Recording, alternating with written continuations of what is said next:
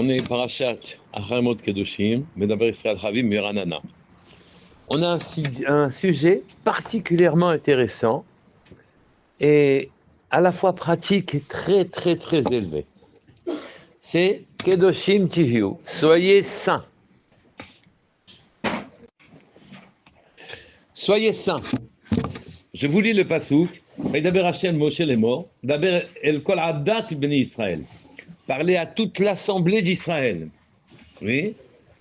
Ve'amarta alehem, et vous leur direz, soyez kedoshim tiyu, soyez saints. Oui. Ki kadosh ani Hashem Elokechem, car je suis saint, moi Hashem. Vous prenez conscience qu'ici il y a quelque chose de spécial. À toute l'assemblée d'Israël. Oui. Pas Baba Saleh, pas les grands, les Gdolim, pas le grand de Vilna, pas du tout. Toute l'assemblée d'Israël, les hommes, les femmes, les enfants, tout le monde doit rentrer dans cette catégorie. Et alors là, on sent un petit peu de frustration. On est heureux quand on voit quelqu'un comme Baba Saleh ou des gens très élevés. Et d'un autre côté, on devrait être frustré parce que c'est nous qui devrions être à cette place. Puisque c'est marqué Kedoshim Tiyu. Seulement, on ne comprend pas ce que ça veut dire Kedoshim Tiyu. Soyez saints. Et on ne sait pas comment y arriver. Et on ne comprend même pas l'intérêt d'être saint. On ne la comprend pas. Je reprends. L'injonction de la Torah, elle est très claire. On s'adresse à toute l'ensemble du clan d'Israël et on leur dit soyez saints. Et ce commandement me paraît tellement loin de nous que finalement, on ne voit pas un intérêt personnel à investir des efforts pour pouvoir y parvenir. Ça ne semble pas s'adresser à nous. Et pourtant, ça s'adresse jusqu'aux enfants. À tout le monde. Soyez saints. Oui. Et on ne sait pas. Si on accepte même cette destination, ce but, on ne sait pas comment l'atteindre. Et on ne voit pas aussi non plus parce qu'on est très vénaux. Oui. On cherche notre intérêt. Hein. On ne voit pas notre intérêt dedans. D'accord? C'est pas la seule chose. On a deux parachutes. Acharemot aussi. D'accord? Dans la parachat d'Acharemot, il y a exactement le même inyan. Ça commence comme ça. Vaïdaber Hashem el Moshe Acharemot Shnei Bnei Aaron. Moshe, il a parlé à Aaron après la mort de ses deux fils, Nadav et Avihu, qui sont venus dans le Mishkan et qui ont offert, alors que le Mishkan venait d'être monté. C'était la première fois qu'on montait un Mishkan. Une résidence pour Akadosh Baruch Hu. Donc le Mishkan a été monté et ils ont apporté une offrande personnelle, un feu à Hachem, montrant leur amour qu'ils avaient à l'égard de Akadosh Baruch Hu. Et ils sont morts. Et donc on ne comprend pas. Ils ont fait le mieux de ce qu'ils pouvaient faire et ils sont morts. Et Moshe dit à Aaron, attention. Oui, tu vas venir dans le Beit HaMikdash, tu ne feras pas, après la mort de Nadav et Avihu, qui sont morts, Bekirvatam Lifnei Hashem. Quand ils se sont approchés d'Hachem. On cherche la Gdusha. Si la Gdusha, ça s'appelle s'approcher d'Hachem, on ne comprend pas pourquoi ils sont morts et quelle erreur on doit éviter. D'accord? Vayamutu, et ils moururent. Oui? Vayomer Hashem el Moshe, Daber el Aaron. Hashem a dit à Moshe, parle à Aaron Achicha. Ve'al yavo bechol et el hagodesh, qui ne fréquente pas cet endroit qu'on appelle Kodesh de manière permanente, familière, oui. Mi beit la parochet, qui se trouve là-bas, asher al Aaron velo yamut, qui be'anan, parce que là-bas j'apparais. Et ici, il y a une précision terrible, qui est très utile. Bezot yavo Aaron el hakodesh. Avec ça, il viendra à Aaron à Kodesh et donc sous-entendu, il sera sauvé. Alors, on ne comprend pas parce qu'après on nous dit, il viendra vêtu d'une tunique de lin, simple, il mettra des habits simples, oui. Il amènera le korban ola, le korban khatat, le korban ola, pour faire pardonner. Mais c'était pas la peine de dire bezot avec ça. Dit, il vient, habillé comme ça. Il vient, il amène des korbanot. Qu'est-ce que ça veut dire le mot bazot? Avec cela. C'est quoi bazot?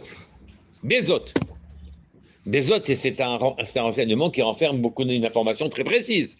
Avec ça, il viendra et il ne mourra pas. Hein?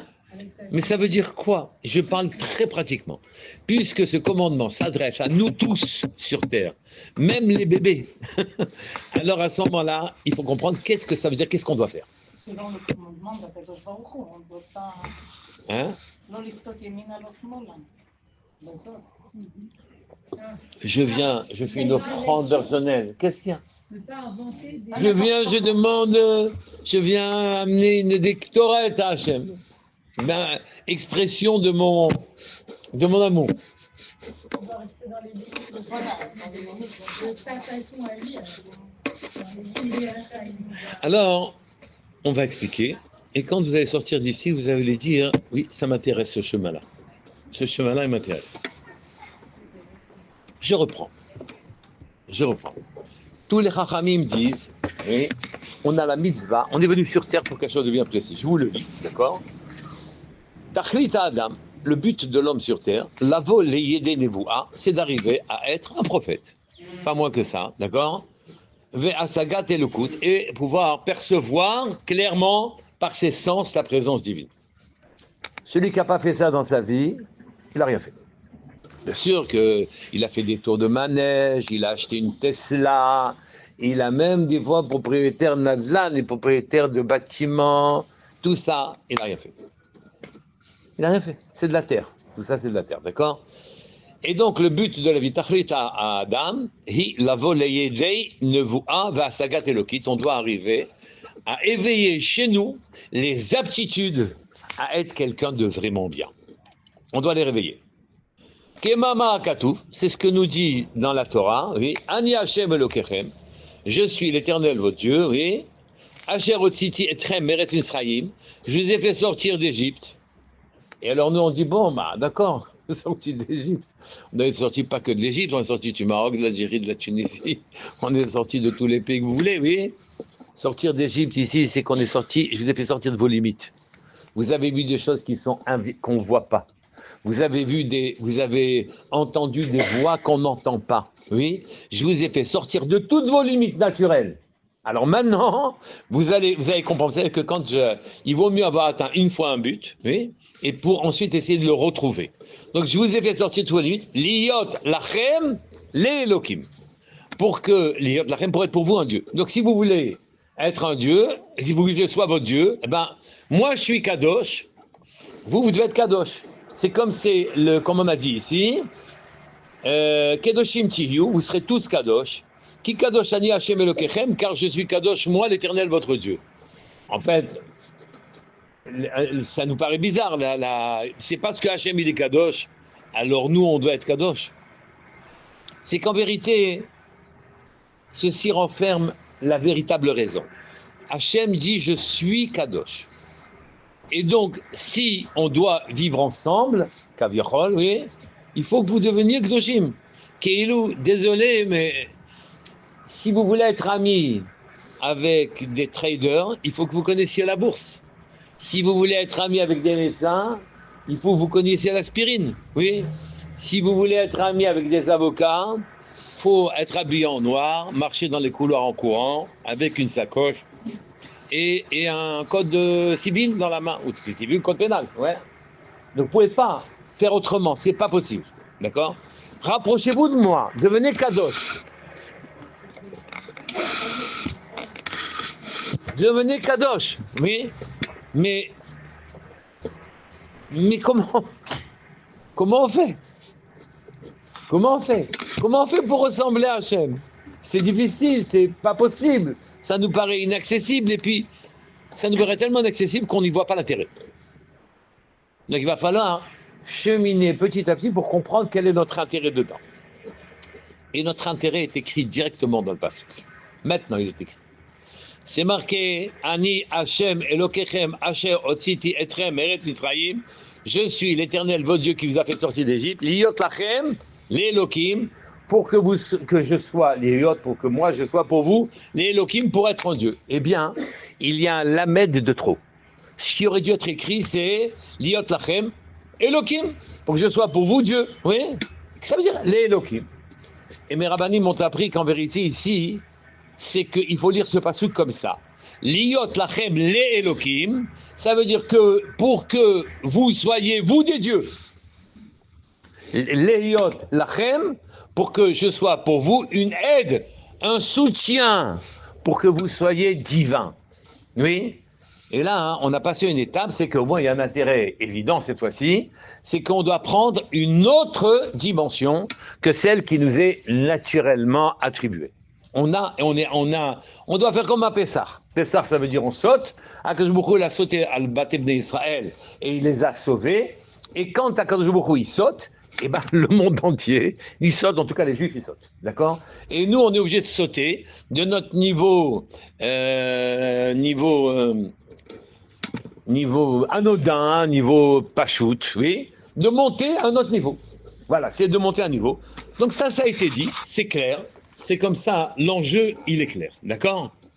L'enjeu est clair, et on doit sauter. Mais comment on fait, et qu'est-ce que ça veut dire être saint? D'accord? Pour accéder à cette dimension. Ici, dans la paracha, à Haremot, oui, je viens de vous dire, Bezot. C'est écrit à Aaron, comment tu seras sauvé? Comment tu vivras avec de l'Akdoucha, avec une proximité d'Hachem, alors que tes enfants Nadav et Avihu, qui étaient plus grands que Moshe, Rabbeinu et Aaron, qui avaient une grandeur, une gadoute incroyable, eux, ils n'ont pas tenu. Comment tu vas faire? Et Kadosh Baruch Hu l'a dit, Bazot. On ne comprend pas ce que ça veut dire Bazot. Bezot. Ça veut dire Zot. Ce Zot, c'est avec ça. Avec quoi ça?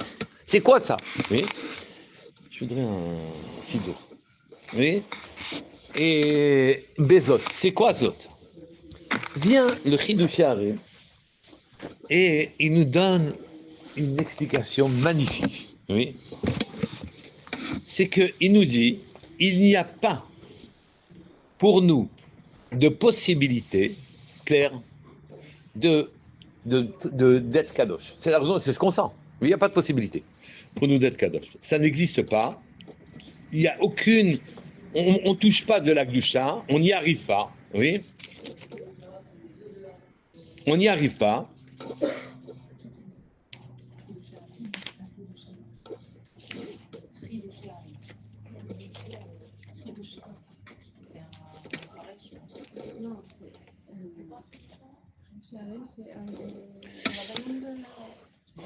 Chidush Harim, il a une histoire particulière.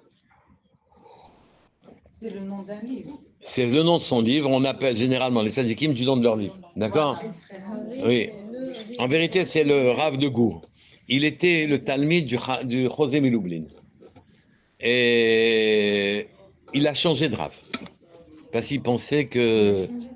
Ouais, il a changé de Rav parce qu'il pensait que le rabbi de Kotsk était plus fort, plus élevé que lui. Et il cherchait le Hémet. C'était des gens d'une dimension gigantesque. Oui. Et donc puis il a pas quitté. C'est le voyant de Lublin qu'il a quitté. Hein. Et il l'a quitté et il s'est attaché au rabbi de Kotsk, le Kotzker Rebbe. Et quand il s'est attaché au Kotzker Rebbe, ça a fait tellement de peine, parce que c'est un homme extrêmement élevé. Ça a fait tellement de peine au José de Lublin, au voyant de Lublin, que chaque fois qu'il allait voir le rabbi de Kotsk, il perdait un enfant. Il perdait un enfant. Et il est allé le Chidush Harim. Il avait énormément de peine d'avoir perdu ce talmid, le voyant de Lublin. Ça lui a fait beaucoup de mal. Ouais. Ah, c'était pas. Oui, c'est ça. Il a quitté son rave. Le rave qui a été. A souffert. Qui a été quitté quand il voyait le nouveau rave. Il ne pouvait pas. Il ne pouvait pas. Donc, et donc cette peine-là se traduisait qu'il perdait un enfant. Vous croyez qu'il s'est arrêté? Il est allé 10 fois. Il a perdu 10 enfants. Et il savait à chaque fois ce qui allait se passer. Et il l'a fait. Et donc c'est lui, pour arriver au Hémet à un meeting. Hein? Mais non, mais il n'y a pas de Picor Nefesh, personne n'a été tué. Ici, c'est. Il a perdu des enfants. Il a perdu des enfants, pas à cause de la peine qui était causée au José de Lublin. Il n'a pas réussi à les faillir sur le rave. Il n'a pas réussi à... Mais il n'était pas fâché, il a eu de la peine. Mais il a dû le faire 100 fois. Mais il était un homme tellement élevé que il allait revoir son rave pour monter encore et encore. J'ai pas compris. Des enfants. Ouais. Il Vous savez, c'est pas le seul, hein. Le Hari Akadosh aussi, c'est pareil. Il devait pas révéler des secrets et on l'a poussé à révéler les secrets et il a perdu un enfant à cause de ça.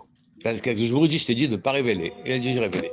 Et le Hari Akadosh, il a dit vous croyez que je vous en veux? Je vous en veux pas du tout. Je vous en veux pas du tout. Mais d'accord, mais quand il allait, il savait Oui. Oui. Comment il pouvait s'élever en allant voir son ancien rave? Non, voyons le nouveau rave. L'ancien rave avait beaucoup de peine. Et la peine... Ouais. Mais pourquoi il revenait alors voir son ancien rave? Mais non, il revenait pas. Il a quitté. Donc maintenant, l'élève qui va avoir le nouveau rave, c'est cet élève-là qui perd des enfants. Ouais. En gros, il aurait dû rester avec l'ancien. Ouais, mais il a décidé que ça valait le coup. Alors il s'est élevé au maximum. Ah oui, il est monté à des niveaux incroyables. Mais il n'avait pas un travail, je ne sais pas si c'est du coup, mais il n'avait pas un travail à faire. De quoi? Il faisait sur lui le travail, mais il avait besoin d'un lien avec le ciel. Non, le rave, le premier rave. Oui. Il n'avait pas un travail. Il n'arrivait pas. Il a perdu un diamant. Il a un diamant, le Corino, il a perdu. Il n'a pas réussi à ne pas être macrite sur Il n'arrivait pas. Il n'arrivait pas. Continuons. Ah, donc là, j'ai rien compris. Donc, vous voulez dire que c'est l'ancien rave qui avait trop les... Sur les élèves, il a quitté. Il n'arrivait pas. Pas de la rancœur. Il était énormément peiné.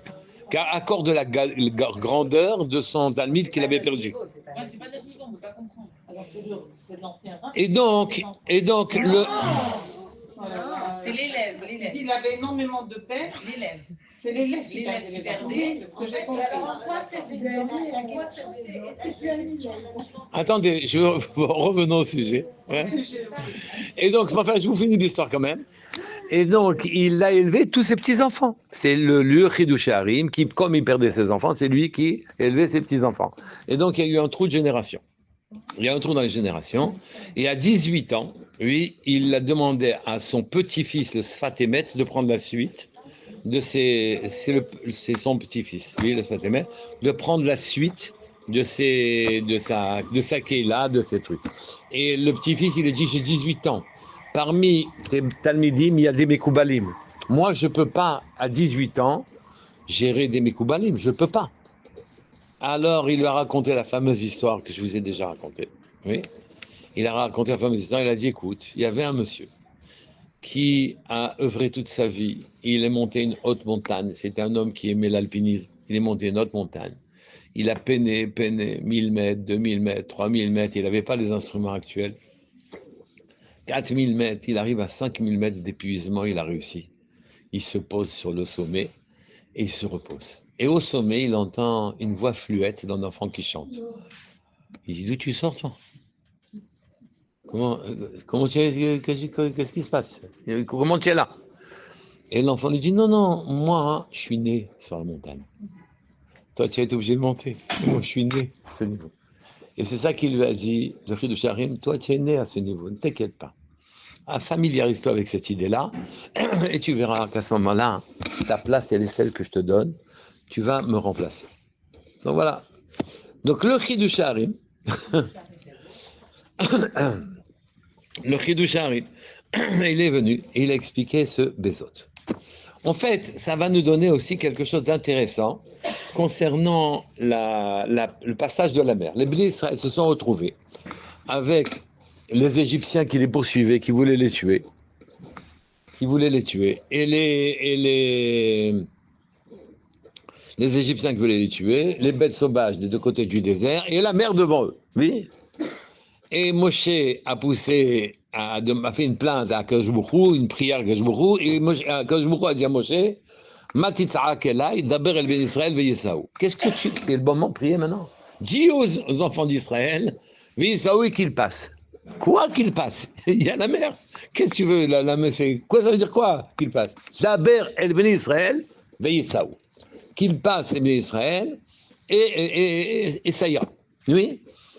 Et il leur a précisé que Hachem, yilachem lachem, ve'atem tacharishon. Hachem, c'est lui qui fait la guerre pour vous. Atem tacharishon, vous ne faites qu'hériter. Vous ne faites qu'hériter. La guerre, vous la faites pas. C'est pas vous qui faites la guerre. Nous, on entend dans cette phrase-là, bon, Baruch Hachem, les guerres, c'est nous qui les faisons en règle générale. Et alors à ce moment-là, avec bonheur ou pas de bonheur, on arrive à s'en sortir, oui. Mais là, cette fois-ci, c'est Hachem qui fera la guerre pour vous. Ce pshat, il est faux. Ce pshat, il est faux. Hachem, il fait toujours la guerre pour nous. Le principe de fonctionnement, c'est qu'Hachem, il fait la guerre pour nous. Nous n'avons qu'une seule chose à faire, à vouloir et avancer. D'Aber et Ben Israël, ça vous fait ton pas dans la mer, oui, de manière sérieuse, hein, jusqu'à t'étouffer, et hop, Tacharishon, vous héritez. Et c'est ça le Bezot. Vous savez, on le lit après Sukkot, où on le lit, non, on le lit pendant tout le début de l'année. C'est marqué les David Hachem, Ori, Yishaï. Hachem, c'est pour moi, Ori, ma lumière, Yishaï, ma délivrance. Mimi ira, de qui je vais craindre. Et vous comprenez ici que ça veut dire que c'est lui qui fait la guerre, oui? Mimi ira. Hachem, Maoz Chayai. Hachem, il est la Maoz Chayai. Il est la citadelle de ma vie. C'est lui qui me protège. Il est la citadelle de la vie. Mimi Efrad, si je pense comme ça, qui je crains? C'est lui qui, j'ai l'air d'être fragile, je ne le suis pas, parce que j'ai autour de moi Hachem, oui. Bekrov alay meri'im, le'echol et besari, mes amis sont sur moi, ils veulent me manger. Tsari vevay liema, kashu venafalou, ils tombent tous, oui. Imtachane vechole vechole, imtachane alay machane. Il y aurait des camps qui se lèveraient contre nous que mon cœur ne craindrait rien. Une guerre se lève. Oui. Bezot, aniboteach. Ah ça, je crois que c'est quoi Bezot? Ça veut dire, c'est lui ma citadelle, c'est lui qui combat. Moi, je combats pas. Bezot, je comprends pas. Qu'on comprenne. Et quand on dit Amkari Yakum, Bagoim Loït Rachab, Kalavi Yakum, c'est le même. C'est lui, c'est le même principe. Je fais semblant de prendre des armes, oui. Et les cavernes elles tombent, les ports ils prennent feu, les armées elles tombent. Il faut pas dire après seulement Sidarno au temple. Ça, pas s'y croire, voilà. Ouais. Parce qu'on n'a rien fait, hein. On a eu la Shtadlouk, c'est ça. Et donc, ici, c'est ça qui a été dit justement, Bezot, d'accord? Bezot, Mimi Efhad, de qui je vais craindre? Bezot anibotea. Ça, je crois, ça. C'est quoi ce Bezot? C'est une attitude. Une attitude dans laquelle il est clair que je suis conscient que je ne peux pas atteindre de Gdusha. C'est impossible. Je n'ai aucune capacité, aptitude à atteindre de la Gdusha. Ni par ma parole, ni par mes ma'asim, ni même par mes mitzvot. D'accord? Je suis loin, et c'est ce qu'on sent. Je suis loin, oui. Et quand je sais ça pertinemment, que je n'ai aucune aptitude, alors à ce moment-là, je deviens un Keli vide, rek. Je deviens un Kli qui boule. Je peux recevoir. Quelle est la personnalité d'un Keli? Oui. Quand on dit un Keli, il est rien. Si on parle d'une bouteille de vin ou d'une bouteille de lait, c'est le contenu qui fait qu'on qualifie la bouteille. La bouteille, son identité, sa ishiout, sa personnalité, c'est l'épaisseur du verre, c'est ça ce qu'il est. Celui qui a bien compris qu'il n'est rien et que à partir de ce moment-là, il sait que ça va venir d'ailleurs et qu'il accepte profondément cette idée que les guerres elles se font par lui et que nous avons qu'une ishtadlout à faire qui est une ishtadlout une ishtadlout négligeable, ridicule, nécessaire, oui, mais nécessaire et obligatoire, mais totalement inadapté et inadéquate pour avoir de la kedusha.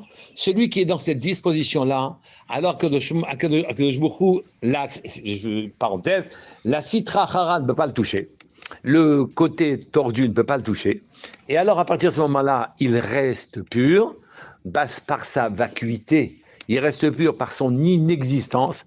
Le Yetzera, qu'est-ce qu'il fasse quand quelqu'un n'existe pas? Il n'existe pas. Il ne va pas s'occuper de lui. Et alors, à ce moment-là, comme il n'est pas touché par l'impureté, alors la pureté peut venir. C'est ce travail à faire que nous avons à faire pour devenir Kadosh. C'est un travail de distanciation vis-à-vis de tout ce que l'on connaît. Une distanciation. C'est lui qui travaille. C'est ce Bezot Aniboter.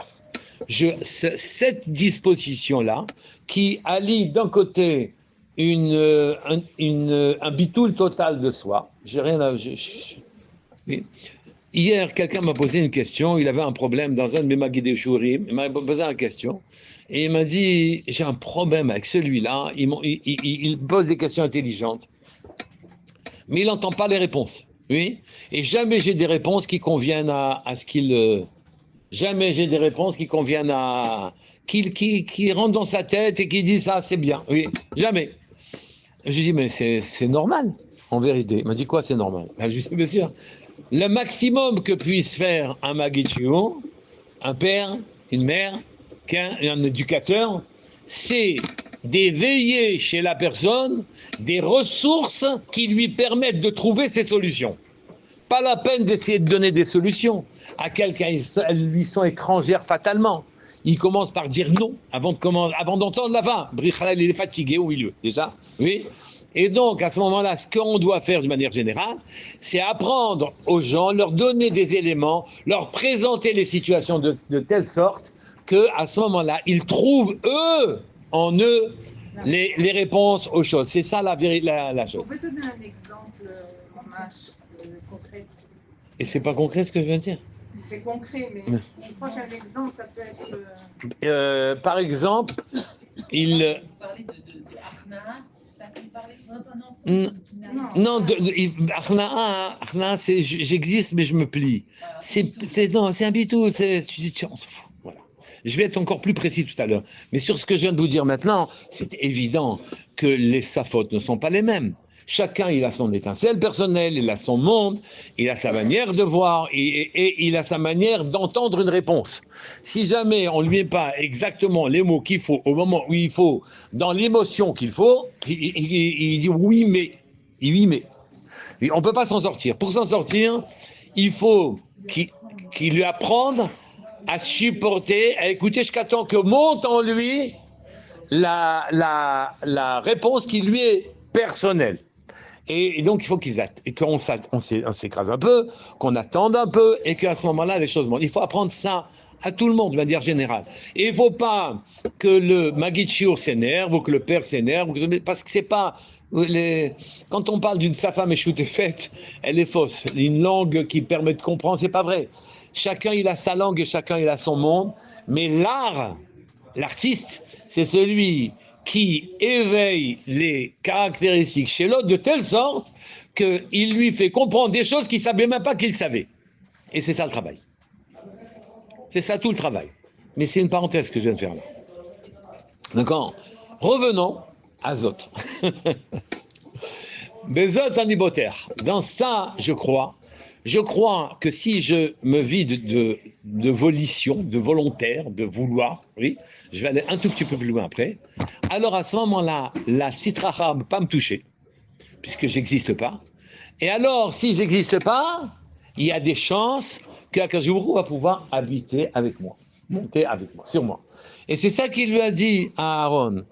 Tes enfants, ils sont morts de quoi, hein? Qui sont venus apporter Esh Zara. On dit Zara, c'est une offrande. Pourquoi tu dis un fait étranger? Ils sont gentils. Il dit non. Un homme n'a pas de lien quelconque avec la Kedusha, même par ses mitzvot. Oui. il n'a pas de lien. Il faut se vider et Nekuda. Nekuda et laisser le patron travailler. Hu yelachem lachem. C'est lui qui fait la guerre pour vous. C'est pas vous qui faites la guerre, parce que quand on fait la guerre, il y a une idée derrière. Oh, attention, c'est moi qui vais la gagner. Hein. Oui, ça va pas. Eux, ils sont venus, ils ont apporté une très jolie offrande, magnifique, parce qu'ils avaient une personnalité, et cette ishiyut, cette personnalité, les a perdus. Il fallait pas avoir de personnalité, justement, pour pouvoir être kadosh. C'est ça toute la problématique. Et là-dessus, je voulais, oui. Il demande, oui, il n'y a plus d'évolution. Il n'y a plus, vous savez, hier, à ce même Maguid Shiur, qui m'a attrapé à minuit d'ailleurs, hein, ce même Maguid Shiur, je lui ai dit, mais écoute, tu sais très bien. Mais de vouloir, c'est d'exister quand même. Attends, justement, c'est ça le problème. Il faut savoir vouloir. Oui. Et je lui ai dit, tu sais très bien que pour pouvoir accepter, comprendre, ça veut dire avoir renoncé à une idée qui est une erreur. La raison pour laquelle je pose une question, c'est parce que je suis bloqué quelque part, parce que j'ai une vision erronée quelque part. Et donc je pose une question, je dis ça colle pas avec ce que je crois, d'accord ? Ça, et j'émets donc une question. Mais en vérité, je vais obliger quelqu'un à renoncer à une manière qu'il avait de regarder l'existence qui a provoqué la question. Oui, je vais l'amener à renoncer, et s'il ne veut pas renoncer, alors de deux choses une, soit il l'enrichit, il arrive à agencer avec son idée fausse, malgré tout il arrive à réorganiser sa compréhension, ou bien il renonce. La plupart du temps, l'erreur est de ne pas renoncer. On accepte. Il faut savoir renoncer. Vous savez... Oui. Hachem a dit à Moshe, ne crie pas, rentre direct. C'est dire qu'en fait, ça devait être évident pour Moshe que la mer allait s'ouvrir. Oui. Mais donc ça veut dire qu'il ne devait pas faire. Comment ça c'est qu'il ne devait pas prier et s'adresser à Hachem? Parce que prier signifie, oui, grâce à ma prière, tu vas ouvrir la mer. Ça va pas. La mer ne va pas s'ouvrir grâce à ta prière. Oui. On est dans la Gdusha, dans d'autres mondes là. Oui, alors à ce moment-là, je t'ai demandé de passer, tu passes. Tu n'existes pas. Tu passes, c'est tout. Tu n'as pas de volonté personnelle, tu passes. Mais aujourd'hui, on a une grande notion de libre arbitre. Mais aujourd'hui, on est tamé jusqu'à la gauche. C'est la compétition, c'est les moi-je, et le vedettariat, aujourd'hui, c'est le contraire de l'Akdoucha. Aujourd'hui, et attends, même ce malheureux qui devient kadosh, tu vas en faire une vedette de manière à l'annexer dans ta sauce. Oui. Donc, on vit dans un monde bas, très bas. Excusez-moi, j'ai pas compris ce qu'on doit en tirer comme leçon de cela. Parce qu'en fait, justement, je vais vous dire. On doit se rapprocher le plus possible de tout, des rabbins. Non, j'ai pas dit de ne pas avoir de volonté ni d'aspiration. Je dis, la seule chose qu'on me permette, c'est l'aspiration. Vraie, profonde, avec des gestes simples. Et pas que mes gestes soient regardés comme aidant à devenir kadosh. Même pas. Juste une manifestation de mes volontés. Pas plus. Les gestes soulignent que je veux vraiment, que j'aspire à ça. Mais pas que je crois que le moindre geste que je fais, quel qu'il soit, oui, peut changer les choses. Ce qui peut changer les choses, c'est mon attitude où je suis un Kéli. En fait, que je comprenne que c'est que Hachem et pas moi. C'est lui qui fait la bagarre pour moi. J'ai l'impression ça nous démotive, ça nous enlève des forces. Parce qu'en fait, je sais bien que tout ce qu'on fait, on va dire, je sais pas, je fais une prière pour telle personne qui est malade et tout ça. On sait bien que finalement c'est Hachem qui fait tout, mais oui. Ça fait du bien de savoir quand même que notre prière, elle a été un Kéli pour que... Alors, ça fait du bien. D'un côté, Akadosh Baruch Hu, il intervient pour nous donner la force de continuer de nous rapprocher de lui, mais il y a un moment où on doit définitivement accepter l'idée que nous ne sommes là que pour une petite ibstadlut qui ne signifie strictement rien, et que mon ambition est la proximité avec Hachem. il y a un moment où j'ai plus besoin de me pousser dans le dos en disant j'ai quand même fait 10 télim et ça a permis le malade de se sauver. On arrête avec ça. Même ça, on arrête. Mais à quel moment? Mais j'ai pas dit qu'il faut pas les faire. Je peux pas. C'est parce que tu as fait des télim que ça a changé. Mais c'est pareil dans tout. C'est dans le travail, dans tout. Alors on décide rien. On décide rien. Rien. On aspire. Aucun pouvoir. C'est-à-dire le fait d'avoir fait l'effort, le fait d'avoir, par exemple. Non. L'effort est une sollicitation à Hachem. C'est-à-dire, quand il voit que je travaille, alors il dit celui-là, je lui donne. Mais il n'y a pas de rapport. Il n'y a pas de rapport avec ce que je vais recevoir, Bichlal. Il n'y a pas de rapport avec ce que je vais recevoir. Je bouge des billets et je deviens milliardaire. Quel rapport? Je décide d'acheter des actions à un tel, elles se multiplient par 20. Quel rapport? Ok, mais si je fais rien et que La prière que je vais faire, par exemple, pour la réconciliation de quelqu'un, ça va peut-être pas donner la réconciliation de cette personne-là, mais ça va nous donner autre chose. C'est-à-dire qu'on a fait bouger des choses dans le... Il a mis le malade pour que je fasse une prière, que cette prière me rende malheureux et que je me rapproche de lui en disant Hachem fait quelque chose. Cette volonté-là m'a rapproché de lui et c'était ça le but pour moi du malade là-bas. Le malade, il a un autre but, chacun de malade. Et donc, les choses avancent comme ça. C'est ça, Bezot. Bezot, c'est un kéli comme ça. Mais je voulais vous amener, parce que celui qui parle de Kedoshim Tiviou, on veut dire, c'est Rabbeinu Behaye. Rabbeinu Behaye, c'est un élève, je crois, de Rabbi Abdullah, je ne sais pas. Oui. Il nous dit des choses magnifiques là-dessus. Kedoshim Tiviou ki Kadoshani al Kechem. Donc, soyez Kadosh parce que je suis Kadosh, moi, Hachem. Oui. Et la plupart des gens disent, Rashi lui-même vient et dit, Prichout, détachez-vous du monde. Et on dit quand même, si on se détache du monde, on n'a plus de plaisir, on n'a plus rien du tout, etc. Et on ne voit pas quel est l'intérêt de se détacher du monde. Oui, on ne voit pas pourquoi nous devrions nous détacher du monde. Et il nous dit deux choses. Il nous dit, je vous le résume, ça sera plus simple. Oui. Il nous dit, quand Akadosh Baruch Hu a créé le monde, au 6e jour, il y avait des créatures célestes, sirchelites, sans corps, oui, et qui étaient d'une perfection quasi absolue, oui. Et il y avait les animaux, les choses en bas, les gens en bas, quoi. Les animaux, d'accord. Et ceux-là, ils étaient que corporels, que matériels. Il y avait deux sortes. Des anges d'un côté et de l'autre côté des êtres matériels, d'accord, des êtres pas chouettes, des animaux, d'accord. Et donc au 6e jour, à la fin du 6e jour, elle a décidé de créer un homme qui a les deux côtés en même temps. Il est à la fois céleste et il est à la fois matériel. Il a une peau matérielle, d'accord, il a un corps matériel.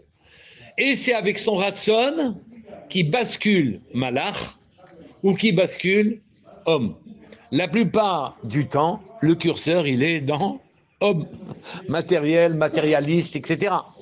Comme quand vous achetez un portable, on vous met des applications dedans que ça vous ouvre automatiquement. Les applications qui s'ouvrent automatiquement chez nous, c'est les applications hommes. C'est pas les applications malach, anges. Mais nous sommes tous des anges, en vérité. Nous le sommes tous. Mais on est orientés hommes, tous sans exception. Et donc maintenant, vous allez avoir une raison différente de dire qu'il faut se séparer des choses matérielles. Il ne faut pas se séparer des choses matérielles parce que c'est bien dans l'absolu. C'est pas ça le problème. Oui, c'est ni bien ni pas bien. D'accord. D'ailleurs, ça peut être pas bien de se séparer. Oui, c'est qu'en vérité, l'attachement à toutes les choses matérielles, de manière générale, nous empêche de devenir un malach. Et donc, nous empêche de nous élever. C'est tout. C'est la raison pour laquelle on se sépare. On ne se sépare pas parce qu'on est un tzaddik, truc. C'est pas ça le problème. Le problème, c'est qu'il faut se séparer. Qu'est-ce que ça veut dire concrètement? Ça veut dire que toutes les envies, à 99,99%, sont toutes des envies qui montent de notre matérialité. Toutes, quasiment. Et à ce moment-là, il faut débrancher ces fils-là. Ne pas vouloir. Ne pas vouloir ça. Et à Akadosh Baruch Hu, notre corps nous sollicite sans arrêt. et nous demande d'interférer pour qu'on ait du sucre, qu'on ait des gâteaux, qu'on ait à boire, qu'on ait de l'alcool, qu'on ait du kavod, qu'on ait de ceci, que cela, et il guide notre vie et il nous enclin à avoir des actions qui font que on recherche et on entretient en vérité notre lien avec le monde matériel. Or, nous, quand j'entretiens mon monde matériel, je ne développe absolument pas mes aptitudes à devenir un malach. Or, moi, je suis un malach et matériel. Mais j'oublie facilement que je suis un malach. D'accord? Et puis ça m'apporte pas grand-chose. Oui? Il vaut mieux que je chante, que je boive, etc. Hein? Et là, je sens quelque chose. Mais vous savez ce que dit Shlomo Ameler? Il donne une phrase qui dit le ksil, comment ça marche? Il dit, oui, c'est là. Ta'avat ksilim surmera. Écoutez cette phrase-là. Le dégoût du ksil, du bête, de l'imbécile, c'est de se séparer du mal. Il est dégoûté quand on le sépare du mal. Ah bah voilà, bah. Avat ksilim surmera. Il est dégoûté, l'imbécile, il est dégoûté, on est tous imbéciles, hein, que vous sachiez. L'imbécile, il est dégoûté dès qu'on lui dit, détourne-toi du rêve, il dit, bah voilà. Qu'est-ce qu'on gagne? On vient, on n'a rien fait, on n'a rien, j'ai rien, voilà. Mais sûrement, mais là, c'était pas l'exemple, Hein? cette phrase. Pourquoi? Parce qu'il a eu des femmes, il a eu des chevaux, il a eu de la richesse. Vous savez, quand on souligne les fautes d'un homme comme David Ameller, c'est qu'on peut les souligner de Shlomo Ameller. C'est David Ameller aussi.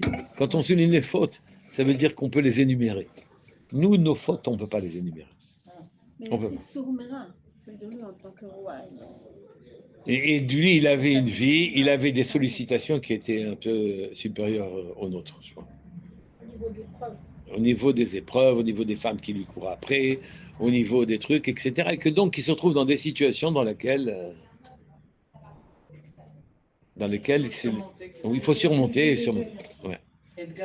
Ouais. Exactement, des combats. Et donc, ici, le sot déteste se séparer du mal. Il déteste. J'ai l'habitude des croissants le matin. Qu'est-ce qu'il y a de mal? Pas les croissants, Qu'est-ce qu'il y a de mal? En cause, il n'y a pas de mal à se faire du bien. Oui, c'est pas grave. Elle te dit, tu sais quoi, hein? C'est pas grave de manger le croissant. Ce qui est grave, c'est de vouloir manger le croissant. Et tu te retrouves, il faut que tu détestes. Hein? Non. Moi, je parle des brioches. Le partage, c'est là. Et donc, de vouloir, c'est que j'utilise mes forces spirituelles, je les mobilise pour des choses matérielles. Mais on n'a pas le droit de vouloir du coup. J'ai pas dit qu'on n'a pas le droit. On est quand même dans un niveau pour ne pas vouloir. Le rat, c'est tout ce qui nous lie à la matérialité et qui nous empêche de devenir Baba Salou. Non mais Rabbi Bokeh, vous avez raison, mais là, merci. On est dans un tel... Je vais rougir. Ouais. On est dans un tel niveau bas que rien que de vouloir, c'est déjà bien. Non mais c'est vrai, alors d'accord. De vouloir, ça nous aide en fait à... alors allez, il faut... Vous dites non, il faut rien vouloir. Vouloir quoi? Je ne peux pas vouloir, je ne dois pas, dès que j'ai des envies qui sont matérialistes, il faut que je les débranche. Je débranche les fils. Mais ça nous aide. Je débranche tous les fils. Ça continue à tourner. Ce qu'on croit, c'est qu'on ne va pas pouvoir vivre, oui, mais qu'en vérité, on s'aperçoit en débranchant les fils qu'on vit très bien. Mais quoi? Moi, j'arrive pas à dire. C'est comme quelqu'un qui dit, mais comment? Alors, c'est quoi les films? Tu vas pas en vacances? Quoi? J'arrive pas à dire. On peut aller en vacances. On peut manger des croissants. On prend plus la femme de ménage? On peut prendre la femme de ménage, mais j'ai aucune envie. Je débranche ma volition. Ma volonté, je la débranche. Hein? Et au contraire, parce que le plaisir que l'on a en mangeant des bonnes choses, en buvant des bonnes choses, oui, mon âme, quand elle va entendre le débranchement, elle va me donner un plaisir de compensation plus important. Oui, oui. Non, j'ai pas suivi ça. Bon, et on croit que ça va durer, c'est mieux. Voilà. On croit que ça va durer, c'est mieux. Elle me donne un plaisir de compensation. Un petit exemple. Par exemple, non, pas ça. C'est comme, je vois un peu ce que vous dites, je vois pas trop. Moi, je vais le matin, par exemple, quand on doit faire notre filiale, ok. Alors, on peut prendre le téléphone et on a un WhatsApp d'un chiour de un tel, un machin. Oui, mais tu comprends bien que tu es obligé de te déconnecter, de poser le téléphone, de l'éteindre, de le mettre en mode avion et de prendre un livre qui est beaucoup plus terre à terre et de te connecter avec Akadosh Baruch Hu et de laisser ça et ça et ça et ça. Alors, on a une gestion de la personne. Il faut gérer sa personne. Jusqu'à où on est capable de ne pas exploser. Et on avance petit à petit. Je ne vous ai pas dit du jour au lendemain de débrancher tous les fils. Pas du tout. Je vous ai dit de le faire progressivement, mais inexorablement. C'est ça que j'ai dit. C'est comme par exemple quelqu'un Chacun à qui n'a son pas niveau, quoi. télé. C'est chacun. C'est comme quelqu'un- Chacun à son niveau, mais tout le monde peut être un malade. C'est comme quelqu'un qui n'a pas de télé, quelqu'un qui a une télé, Ouais. et on te dit mais comment tu fais sans télé. Voilà, exactement. Et en fait, à la finale, tu sais que sans télé, tu Vous ne perdrez pas en plaisir. Oui, exactement. C'est ça. Voilà. Ok, j'ai compris. Ah. Non, tu avais compris avant. Il a fallu que la télé, c'était le problème, c'est tout. J'ai Oui. une question pour revenir à mon exemple sur les prières qu'on fait pour des gens malades. Oui. Nous, vous avez dit que nous, qu'est-ce que ça nous apporte? Ça nous apporte finalement, ce malade-là nous apporte en fait de nous permettre de nous rapprocher d'Hachem. Oui. Maintenant, qu'est-ce que ça apporte aux malades, les télim qu'on lit pour nous? Mais il y a des paroles. Si finalement, nous, on est responsable de rien, qu'est-ce que ça lui apporte à lui? Non, 2 secondes. Akadosh Baruch Hu, la raison, regardez, il y avait la parachat dernière, c'était parachat Metzora. Du coup, on peut plus se rapprocher d'Hachem que lire des télim, je vais compris. On se rapproche d'Hachem en lisant des télim, je comprends pas aussi. Ça lui apporte quoi? Parce que nous, ça nous apporte. Je vais répondre. Peut-être que, Je vais répondre. peut-être que ça se quantifie pas. C'est que il y a la Gemara Arachin Ted Vav Amoudbet, elle dit que la Shonara, il est équivalent à Shvirut Damim, Gilul Arayot, Avodazara. Équivalent à tuer, à des adultères et Avodazara, l'idolâtrie. Oui? On dit, c'est pas possible. Okay. Un petit Lachonara à 3 sous, il est devenu maintenant grand comme le meurtre, l'adultère, etc. Et il nous a expliqué, le Rav Menachem Mitchernobyl, il explique la chose suivante. Il dit, vous savez, vous comprenez pourquoi Shvirut Damim, c'est que quand vous faites honte à quelqu'un, d'une manière générale, vous détruisez le monde, et vous le faites rougir. Quand vous faites rougir, d'une manière générale, vous lui enlevez son sang. D'accord? Mais maintenant, Avodazara et Shvirut Damim, eh ben, ça sera pour la semaine prochaine, Bezrat Hashem. Voilà. Eh ben, oui.